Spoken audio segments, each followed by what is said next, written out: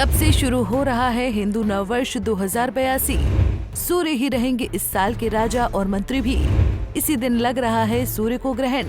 ग्रहों की उथल पुथल के साथ होगी ये बड़ी घटनाएं। मेरे YouTube पे एस्ट्रो नरेश पर आपका स्वागत है। नमस्कार, मैं हूं नरेश कुमार। सबसे पहले उन दर्शकों का धन्यवाद जिन्होंने पेज को सब्सक्राइब किया है, पेज के वीडियोस को शेयर कर रहे हैं, लाइक कर रहे हैं और कमेंट बॉक्स में हमें अपनी राय भी दे रहे हैं। दोस्तों, इस वीडियो में बात करेंगे नव संवत की। नव संवत यानी कि हमारा नया साल, भारत का नया साल। अंग्रेजों का नया साल तो 1 जनवरी से शुरू हो गया था, लेकिन हमारा साल अभी आने वाला है। सनातन परंपरा में नए साल की शुरुआत जो होती है वो नव संवत से होती है और नव संवत शुरू होने जा रहा है 29 मार्च शाम 4:28 पर। इस समय पर चैत्र मास की अमावस्या समाप्त होगी और प्रतिपदा तिथि शुरू हो जाएगी। लिहाजा नव संवत की शुरुआत जो है अगले दिन यानी कि 30 मार्च से मानी जाएगी और विक्रमी संवत 2028 शुरू हो जाएगा और ये चलेगा अगले साल 10 मार्च तक।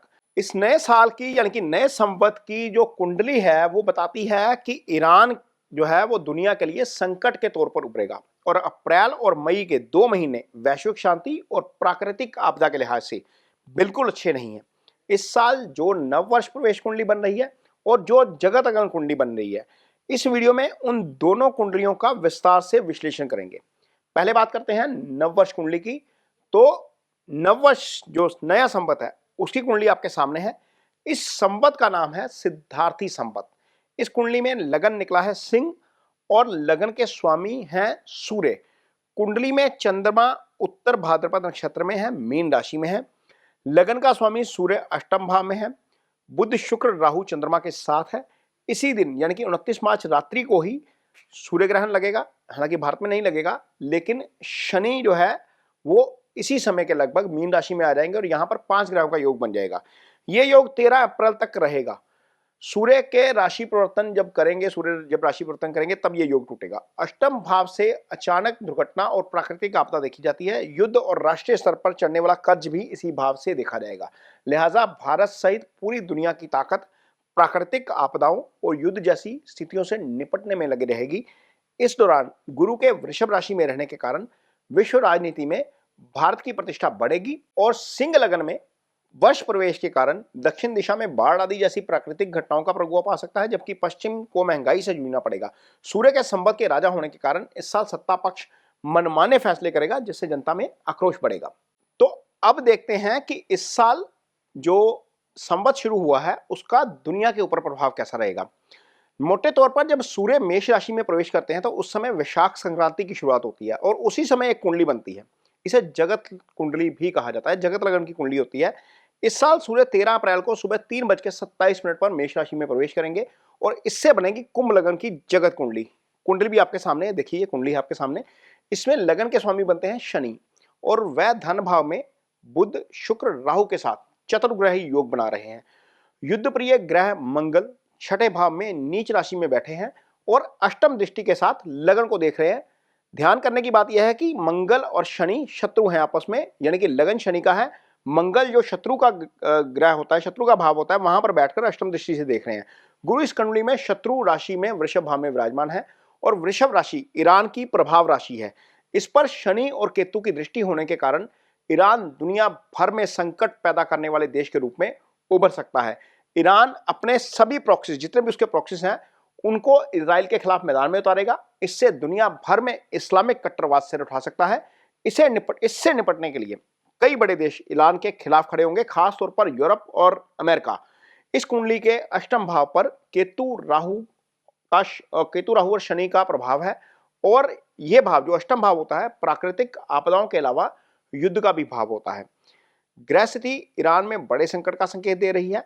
परमाणु संपन्न ईरान की चुनौती से निपटने के लिए यूरोप और तमाम पश्चिमी देशों के जितने भी प्रयास होंगे, एकजुट होने की जो रणनीति है उनको वो बनानी पड़ेगी, वो ये प्रयास करने पड़ेंगे। लेकिन हो सकता है कि ये रणनीति भी नाकाफी साबित हो जाए।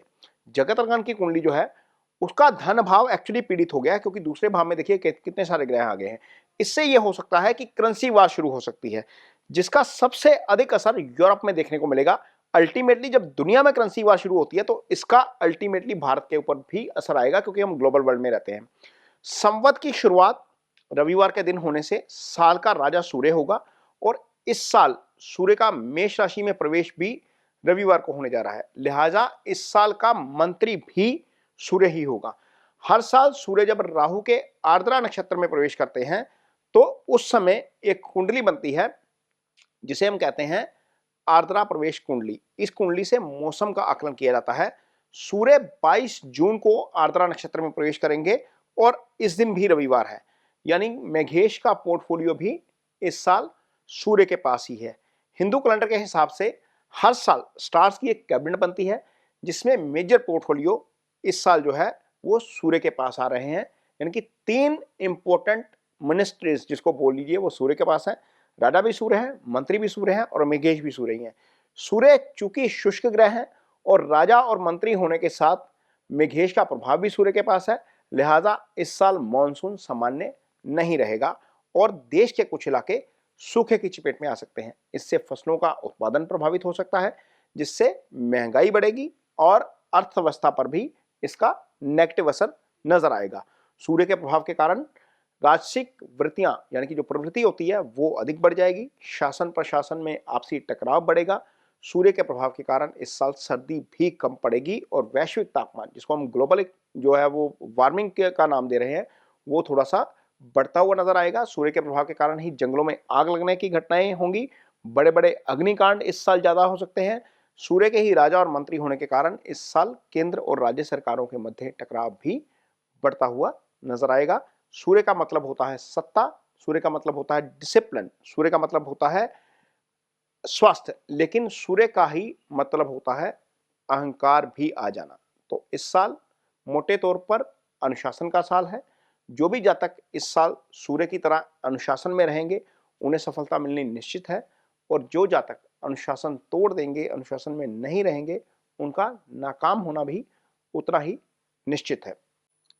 यदि आपकी कुंडली में सूर्य की पोजीशन वीक है, सूर्य आपके राहु केतु एक्सिस में है, 6, 8, 12 में पड़े हुए हैं, यानी कि छठे, 8वें, 12वें भाव में पड़े हुए हैं, या सूर्य शनि के साथ हैं, मंगल के साथ हैं, तो सूर्य आपके पीड़ित हैं। तो यदि आपके सूर्य पीड़ित हैं तो आपको सूर्य की रेमेडी के तौर के ऊपर क्या करना चाहिए? ओम भास्कराय नमः, ये बीज मंत्र है सूर्य का, इसका जप करिए, ये आपके लिए बहुत अच्छा रहेगा। सुबह उठकर सूर्य को जल दीजिए, सूर्य नमस्कार की एक्सरसाइज करिए और सूर्य के दान करिए। सूर्य के दान के तौर पर आप गुड़ का दान कर सकते हैं, गेहूं का दान कर सकते हैं। कोई भी दान आप करेंगे, कोई भी आप सूर्य का उपाय करेंगे, सूर्य की पहली हुरा में करिए, ये आपको निश्चित तौर पर अच्छे परिणाम देगा। और कुछ भी करने से पहले संकल्प जरूर लीजिए, अपना नाम बोलकर, अपनी राशि बोलकर, अपना नक्षत्र बोलकर, जिस मकसद के लिए आप रेमेडी करने जा रहे हो वो बोलकर रेमेडी करिए, उसके डेफिनेटली आपको अच्छे रिजल्ट देखने को मिलते हैं। ये वीडियो आपको कैसा लगा इस पर कमेंट बॉक्स में अपनी राय जरूर दीजिए। यदि ये वीडियो अच्छा लगे तो इसे शेयर जरूर करिए, पेज को सब्सक्राइब जरूर करिए। इसके साथ ही मुझे दीजिए इजाजत। नमस्कार।